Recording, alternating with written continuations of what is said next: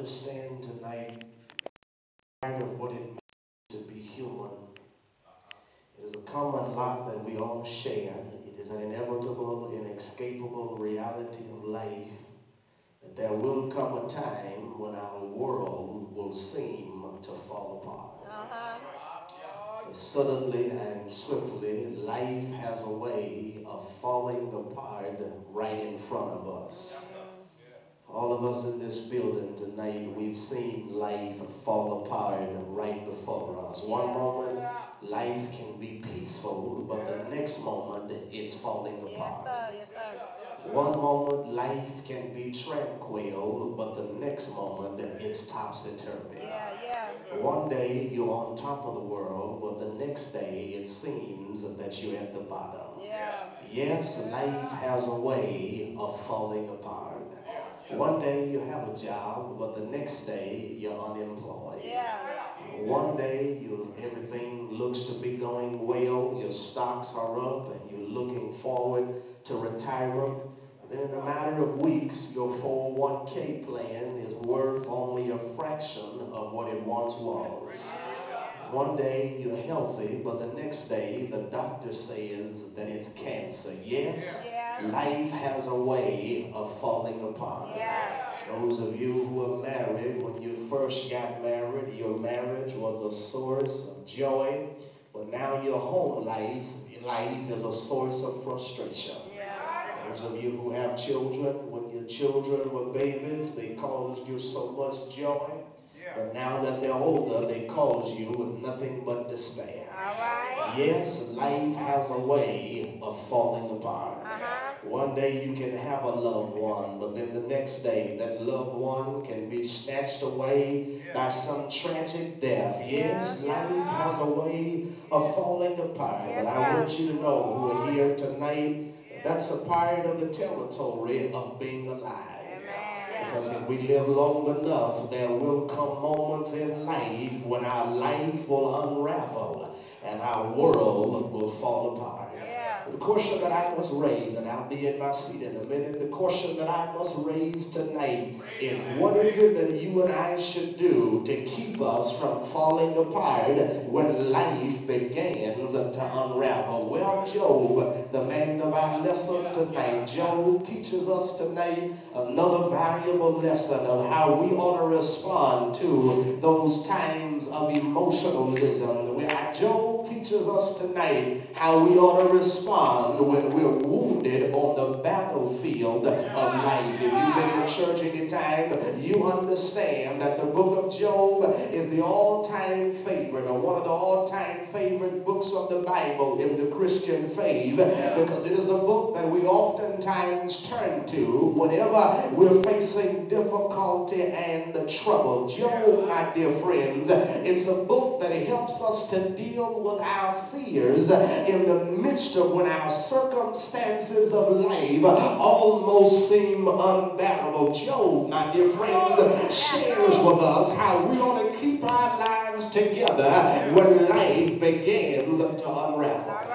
Understand tonight that the story of Job tonight, it revisits that age-old question of why do good people have to suffer in life. You got to understand, while the story of Job does not exhaust every possible answer and reason as to why so many bad things happen to so many good people, I do believe tonight that the book of Job provides some clarity as to what should be the posture of the child of God when life and circumstances become difficult. The book tells us tonight that though we may be frustrated by the frailty of life, we can still remain firm in our faith in the Lord. If the story of Job highlights anything, the story of Job highlights the faith of Job and the faithfulness of God. Perhaps there's a person who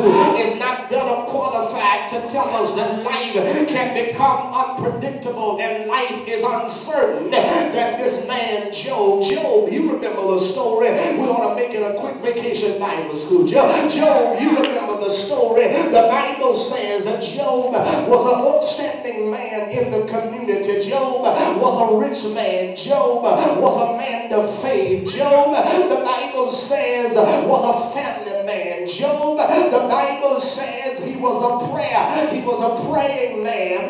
But it seems that in a short moment, Job begins to lose it all. His life begins to unravel. You remember how it happened, don't you? The Bible says that one day the sons of God came to present themselves, and Satan came along also. And the Bible says he looked at Satan and said, "Where you been, man?" Satan said, "Well, I've been to and fro, up and down, seeking whom I may devour." And the Lord said, "Have you considered my servant Job?" Well, the Bible says that the devil looked at him and said, "Well, I thought about him, but the only problem is that you blessed him so much that you got a hedge around him, and I can't get to him. And so I've decided that if you ever stop blessing him, if you ever take away some of his blessings, I'll show you what Job is made of,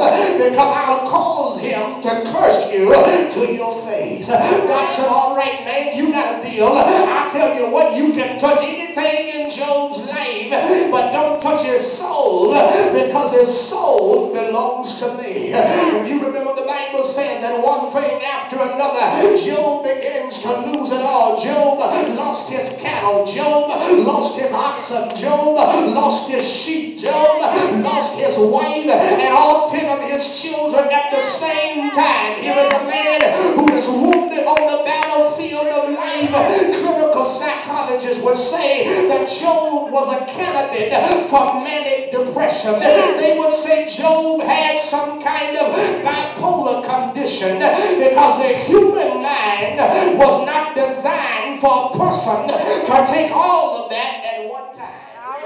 But it is what Job did. It is how Job responded in the midst of all of his losses that teaches us how we ought to respond when the situations of life began to unravel. Let me give it to you very quickly. First thing Job did was, he turned his thoughts upwardly to God. You got to understand, the text says in chapter number 1 that Job arose and tore his robe. Now, I can understand him arising, because all he did was he got up from where he was. Now, you got to understand him tearing his robe